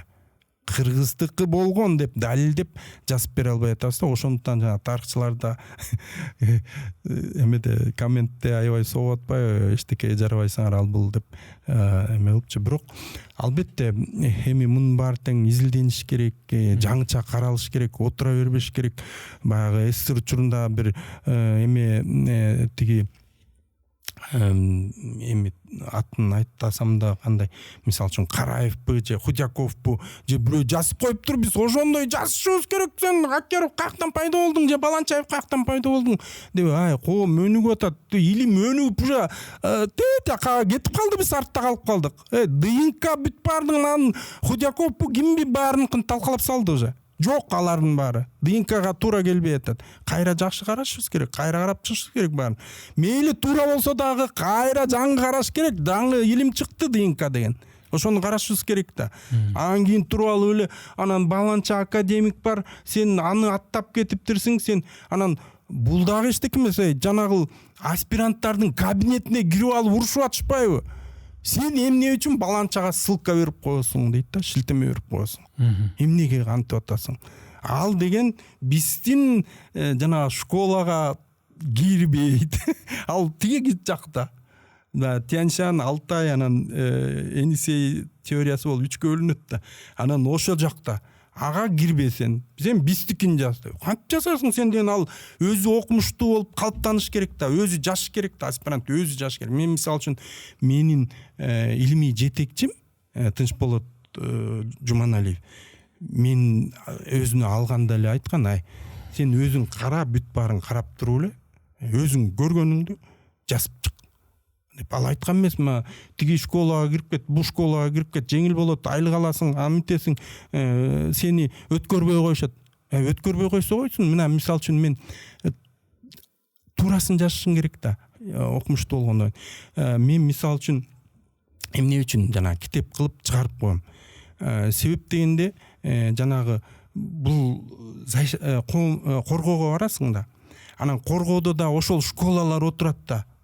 Бүт школалар отурат. Анан кийин кааласа алар өткөрөт, сени каалабаса өткөрбөй коюшу мүмкүн да. Бизге туура эмес экен деп.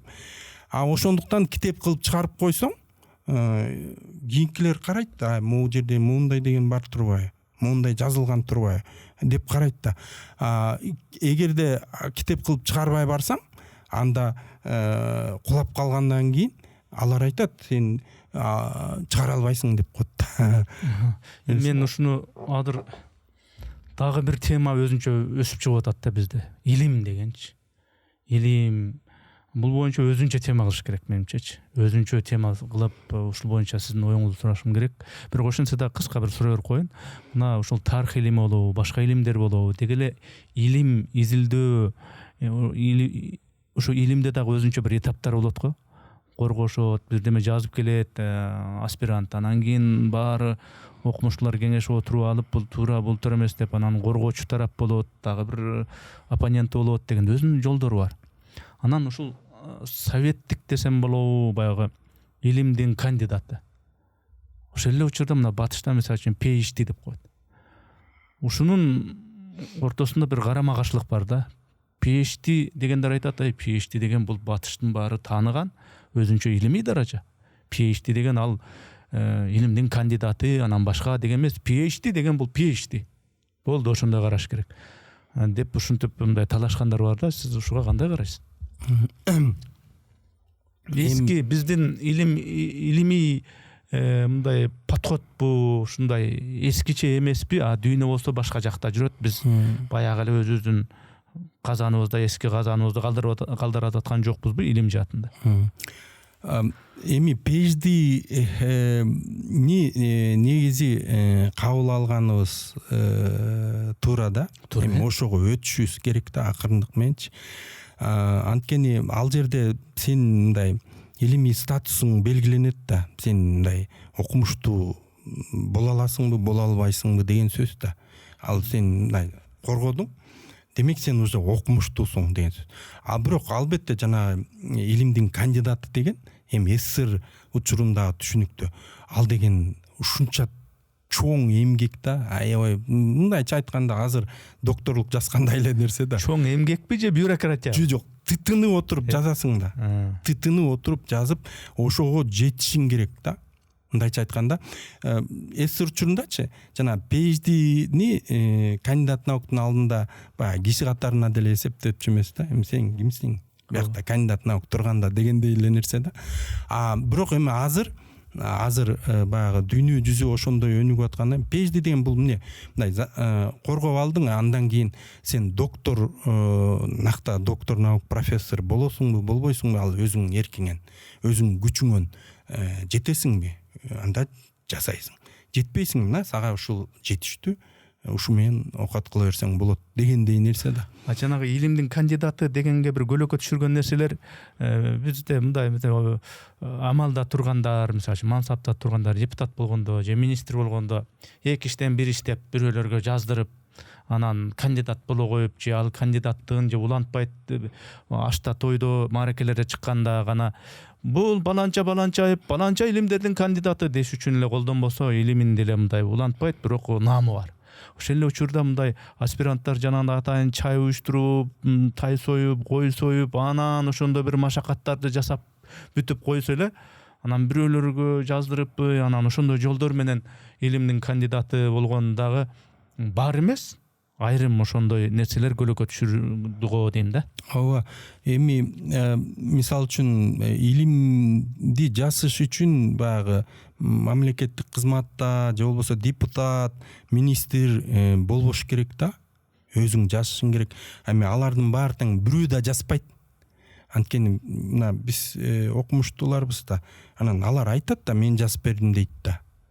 Мисалы үчүн бир аспирант же бирөө айтат да, мен жазып бердим ушун эмесин кандидаттыгын же болбосо докторлугун мен жазып бердим дейт. Ал 15 мүнөт жарым саат чыгып доклад жасап анан баягы стипендия алып атат да. Эми анын не кереги бар мамлекеткечи? Аны жаап эле салыш керек да. Анан булардын дагы бир нерсеси жанагы азыр баягы эме деген бар да. Илимий журналдарга чыгышың керек да. Эң кымбат $2000 эмеге.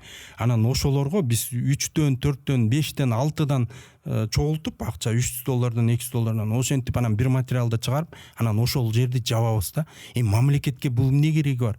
Ал статьяларда ачылыш болбойт. Мисалы үчүн мен эле өзүм статьямды, ачылышымды бирөө менен бөлүшөмбү? Бөлүшпөйсүң да, эч ким менен бөлүшпөйт. Ошондуктан ошол положенияларды алып эле салыш керек да, кереги жок ал журналдардын. Мына Орусияга чыгып атсаң, демек Орусиядагы журнал сен тууганың таекең турган жок да ал жерде. Сен окуп туруп, окумушту экен деп чыгарып атат да сени. Андан башка эмне керек? Эми биздин акчага мүмкүнчүлүгүбүз жок болгон журналдарды аякка киргизип эмне кажет дейм да. А бирок ошол депутаттар, ошол министрлер, ошол акимдер, аларда акча бар да. Алар ошол $2000 берип туруп ошол журналга чыгып туруп эле коргоп атышпайбы? Өзү эле, өзүнүн атынан эле чыгат да аларчы. Ага сен ограничение эме коюп, мисалы үчүн 2 статья кой, 3 статья талап кыл. 3 статья эмес, 10 статья кылсаң да 10 жолу $2000 берет да защита коргоп алып атпайбы? Анан эмне кереги бар дейм да. Ошондой нерселерди мындай жана положенияларды иштеп атканда жакшылап ойлоштуруп, карап чыгышса, менче жакшы болмок. Анан жанагыларды жаап эле коюш керек, аларга кереги эмне? Эми алардан бир эмелер болот мындай. 1-2 адам, ошо 100 адам болсо, ошонун 1-2сөсү болот чын эле илимий дилгири бар. Эми алар багы институтка келип, жана соискатель болуп, бирдеме болуп, эметип алып, анан защита кыла берсин, аларга эме жок. А бирок жанагындай министр болуп турганда, депутат болуп турганда анын баарын жабыш керек деп ойлойм да. Баары бир ал өзү жазбайт. Өзү ал биринчи эмне кылат? Депутат болсо помощник алат, жардамчы. Же болбосо кеңешчи алат. Анан ошол киши жазат. Ал киши аспирант болот, же бирдеме болот, же болбосо илимге жакын киши болот. Анан ошол жазып берет. Анын кереги эмне? Табалды мырза, эми мен негизи подкастты жана 3 керек болсо 4 жагдай жөнүндө сүйлөшпөдүкпү? Негизи бирөөнү эле арнасак деле болмок. Мисалы, ушу эл аралык саясат, жанагы Украина маселесин кенен ийне жүүнө чейин ачсак болмок. Же болбосо ички саясаттагы жана мэрди айттык, президенттик саясат, ички баягындай тандем саясатын айттык. Аны өзүнчө карасак болмок. Же болбосо тарыхты, могул илимдеги мамилени өзүнчө бул чоң өзүнчө боло турган темаларда. Бирок эми мен негизи ушул Табылды Акеров агайды чакырайын дегенде атай ушул 3 жагын, 4 жагын биз турайын деп атайын чакырдым. Ушундай подкаст болду. Бирок кийинчерээк ал ар бир маселени өзүнчө бир талдай турган дагы ушундай мүмкүнчүлүк болот деп ойлойм.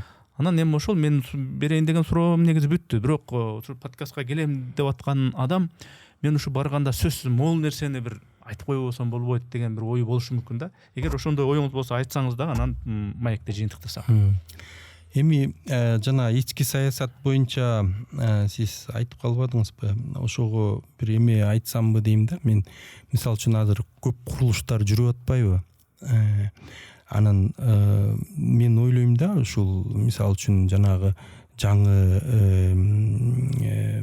өкмөт үйү мына өйдө жакка курулат деп айтып атпайбы? Тиги азыркы президенттин жанагы бет маңдайына депчи. Жаңы Ак үйдүн бет маңдайына. Бүт жанагы борбордогу министрликтер, ведомстволор ар жерде жайгашкан го чачкан. Ошолун баарын бириктирип туруп, бирине бири катташып, машинеде азыр пробка кылбастан ошо Ак үйдүн жанына өкмөт бүт бардык министрликтер бир жерде жайгашкандай кылайын деп аткандай ушундай демилге бар да. Ооба, ошол мен ойлойм да, менче андай кылбай эле. Эгер андай кылсак, анан ошондой кылып, анан азыркы өкмөттүн үйлөрүн баягы саткан жатпайбы, тарыхый эмесинен алып, статусунан алып,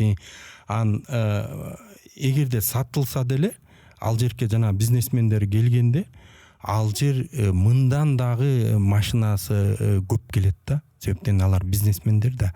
Анан эгерде аны бусуп туруп жаңы жанагы бизнес борборлор бирбелерди кылса, ал жер андан да көп машина толгон жер, тыгын аябай көп болот.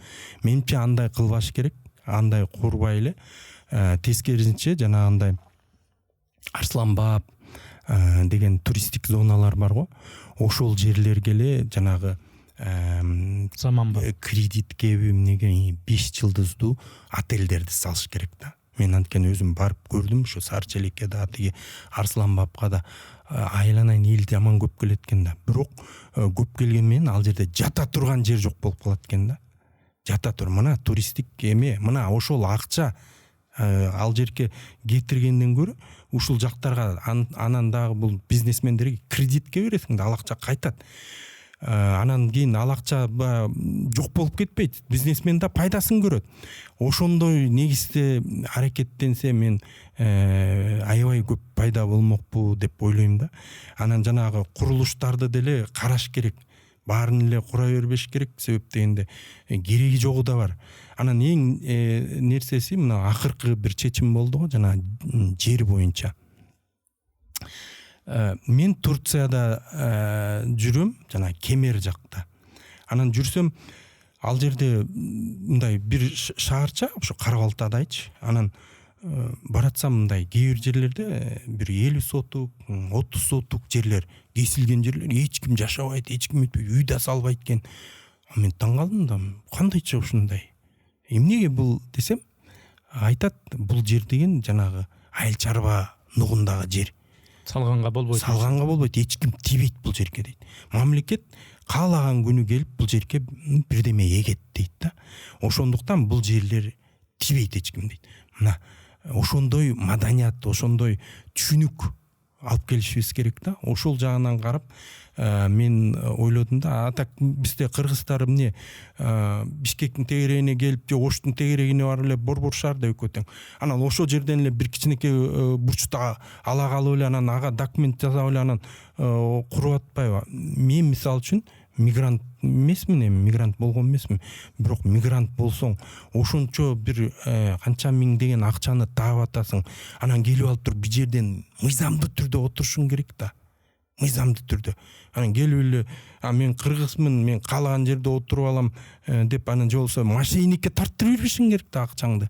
Мошенникке тарттырып берип, акчасын берип, ошо жерде алып, анан мыйзамдаштырып, анан үй салып, мына азыр кандай абалга түшүп атышат. Бирок эмечи, баягы жыргаганман жылкычы болуп турум дегендей, азыркы мына жаңы конуш деп бир кыйла калыптанып өнүп калган, өнүгүп өсүп аткан тегерекчеттеги жаңы конуштардын баары бир кезде ошентип эле басылып алынып эле баягы эми арга жок да. Эми орустун батирлерине кирейин десе акчасы жок, анан эптеп бир ылайдан там салып ошол жерде жашайынчы деген бир аракеттен улам ошондой конуштар ошентип пайда болду билесиз да. Ошол конуштар ошентип пайда болгон да. Бирок кийинкилер революция учурунда пайда болду. Анткени жана лидерлер жер беребиз, ал беребиз, бул беребиз деп коюп, анан кийин келгенде анан беришпейт да, кантип берет мыйзам. Анан кийин тигилер басып алып атат да. Же болбосо жашыруун келип жана мошенниктер иштеп атат да, калганычы. Мошенниктер иштеп бийлик жок да. Ошол маалда шакырата эметип анан эл алданып, ошол жер ошолорго акчасын алдап басып ала бергиле, үйүңөрдү тургузула берге деп бар үй пайда болгондо анан кийин тигилер менен уруксат берүүчү баягы кагаздарын анан бүтүрмө жагы акчага албетте. Ошол жагын биз токтотушубуз керек да. Ошого жана президенттин бул жерде ошо жарлыгы туура болду деп ойлойм.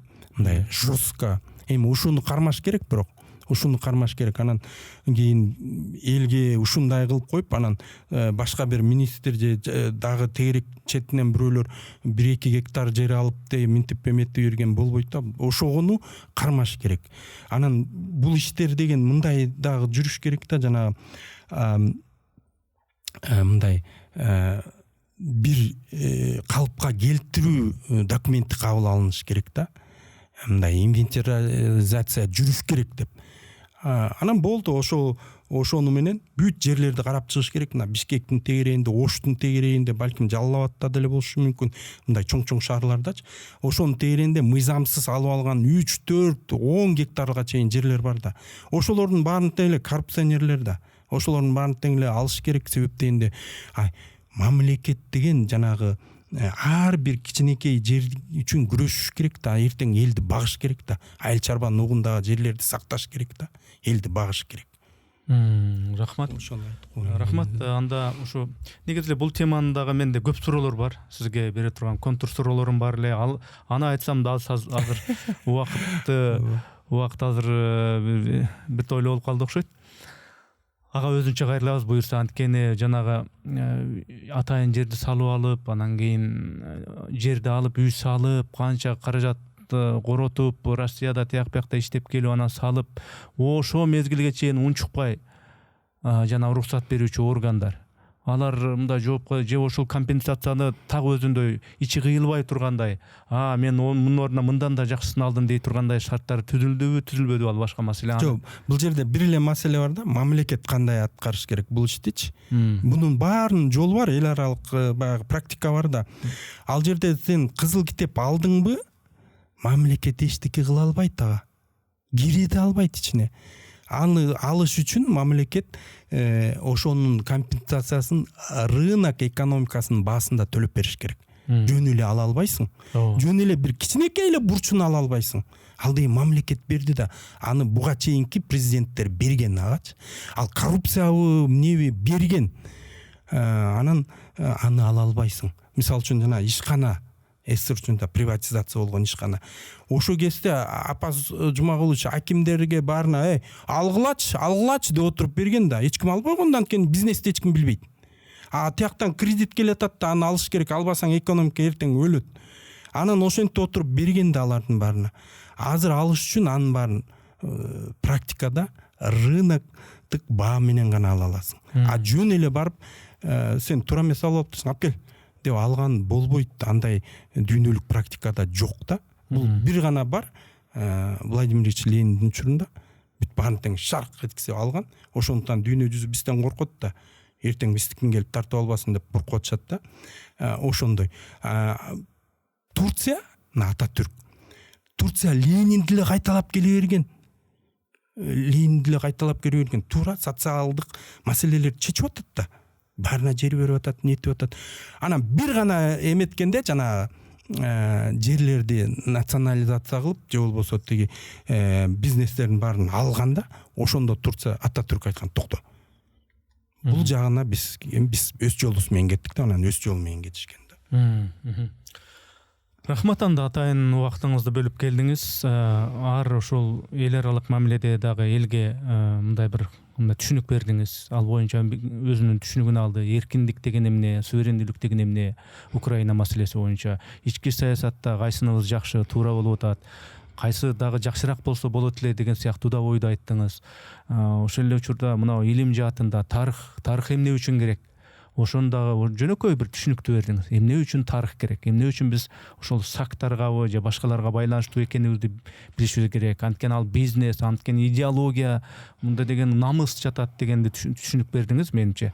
Кийинкисинде буюрса ар бир теманы деталдуу бир өзүнчө бир талкуулаган мындай бир программа болот деп мен эсептейм. Профессионалдык деңгээлде ушундай өзүңүздүн билген ойлоруңузду бөлүшкөнүңүз үчүн мен ыраазычылык билдирем. Ишиңизде ийгилик болсун. Сизге да рахмат, сизге да ийгилик. Подкастыңыз өнүгүп өсө берсин. Көп подписчиктер болсун дегендей. Айтканыңыз келсин. Рахмат.